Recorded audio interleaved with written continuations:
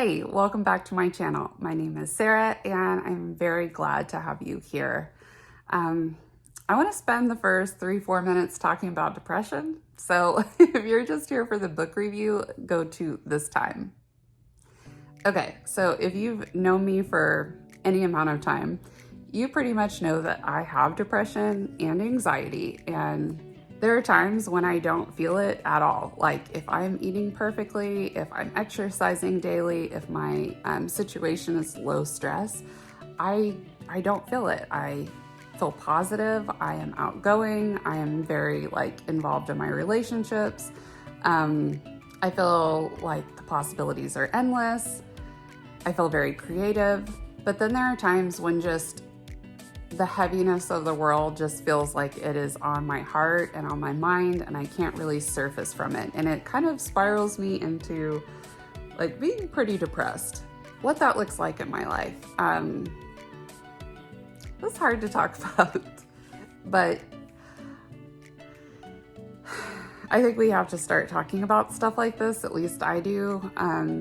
Anyway, so what it looks like in my life is I withdraw from relationships. I withdraw from anything other than the basics. I have to really conserve my energy for my immediate family and for the things that need to get done, especially for my kids. I begin to think that everything is too hard for me. I lack motivation. It'll be hard for me to see a goal and work towards it when I feel like this. I feel all of the old thoughts that I've worked so hard to get rid of kind of cycle in my head, why are you even trying? It's not gonna work. My thoughts tend to go into hyperdrive, and as it pertains to YouTube, I keep thinking what the heck am I doing? I'm doing everything wrong and nobody likes me and this is just not working. And I've had a lot of those thoughts over, I don't know, probably a couple of months. I've just been really second guessing myself and stressing and putting a lot of energy into trying to figure out what's gonna happen? What's the pathway from here to success? And it hasn't been good for me. I've been really thinking, should I just not have a YouTube channel? Because I really let it get to a place that's out of hand and I don't know how to get out of it really. So I had a couple of conversations. I was speaking to my friend Lede and she was telling me about how maybe overthinking is a problem, and maybe I should just access how I'm feeling. Right after that, I had a conversation with my oldest daughter, and she just said, why don't you come up with some content ideas that are just fun? You're a creative person, and all the stress and worry is kind of beating that out of you. And that resonated. I thought, yeah, that's true.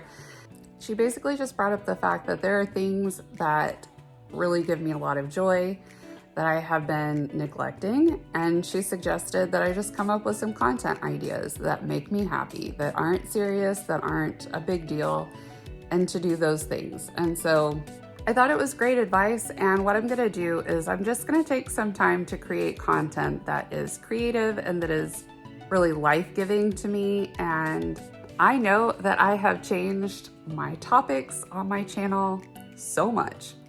And if it's frustrating to you, I totally understand.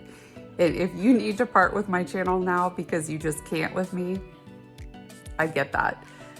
For those of you who are my friends, I just wanted to give you the update on what's going on. I didn't want to talk about being depressed because I want to have it together. I want to be able to provide content that's motivating, and sometimes I'm just not. And it feels like a betrayal to not share that with you. It feels very fake for me to act like everything is going really well when I'm struggling. I'm just struggling. So I thought about what kind of content I could make that would be fun and where I could just talk to you guys. So the first thing I thought about was books. I read all the time. Reading has really helped me a lot, especially in my depression. I feel like it's a really good escape but I always feel better too when I'm reading. Like that does help me. So today I'm just gonna finish up this video talking to you guys about 2 scary books that I just read. I love talking about books, and anyway, I just wanted to share that with you. So here goes. Okay, so it's Saturday.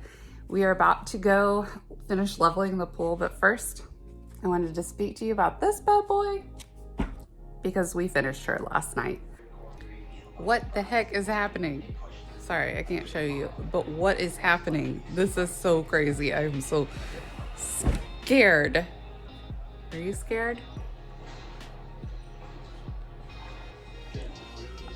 I'm scared. Oh my gosh. That was such a good book. Such a good ending.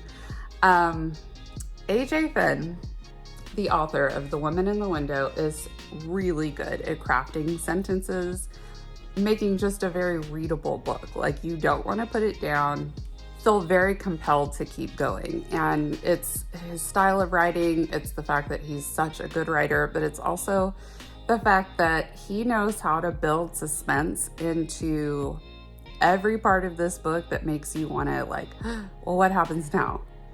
Oh my gosh, is she gonna be okay? So I know that he's heavily influenced by like older mysteries and thrillers because his main character Anna talks a lot about black and white movies, like especially like Hitchcock and other thrillers like that. And since she's obsessed with them, it's clear that like he has an obsession with it.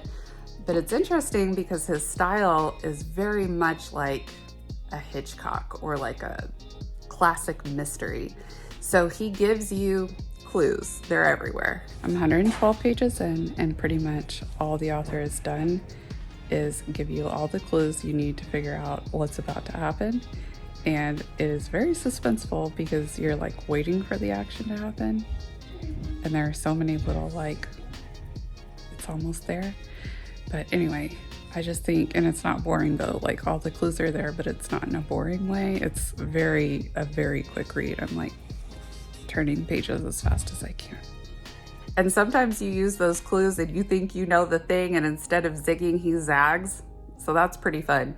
But also like the fact that Anna is an agoraphobic, you know that from the beginning, and you know that she has a drinking problem from the beginning, so that's not a spoiler. And to have a static scenery, like Anna is in her home, she's trapped in there, and somehow it doesn't feel stale, you don't ever get bored. I think that that's kind of a feat. Also, as I said before, she has a drinking problem.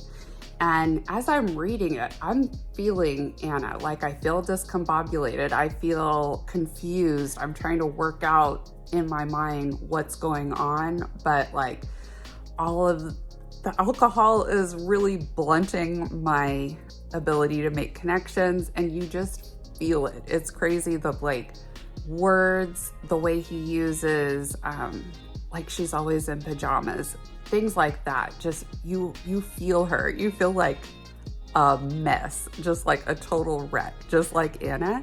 To me, that is what good writing is about. Like if you pick up a book and you're reading and you feel dropped into the scene, like you're either the main character or you're like observing it, you're right there with it, that is a great writing. So I definitely recommend this book.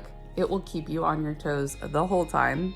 And it's just incredibly readable. Like there are some books that are hard to get through, or maybe the beginning is slow and then finally you get into the stuff. No, from the moment you start reading this book, you're gonna feel engaged with it and gonna wanna stay up late all the time reading it and be tired the next day like I have. So I know that the movie for this book is about to come out, and so I'm really curious to see what the movie is like.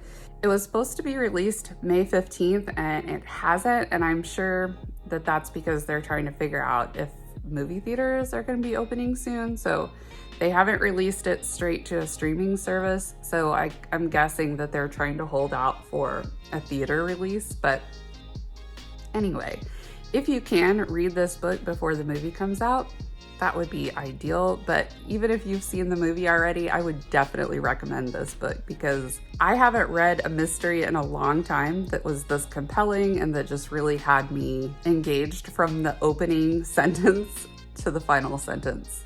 So good.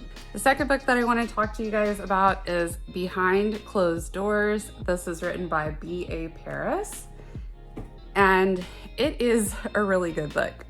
No spoilers for this book either. Everything that I'm going to tell you is basically what you can get off of the back. But in essence, this is about a couple, a perfect couple.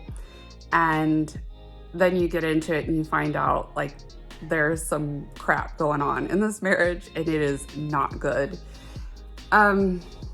This was an extremely readable book as well.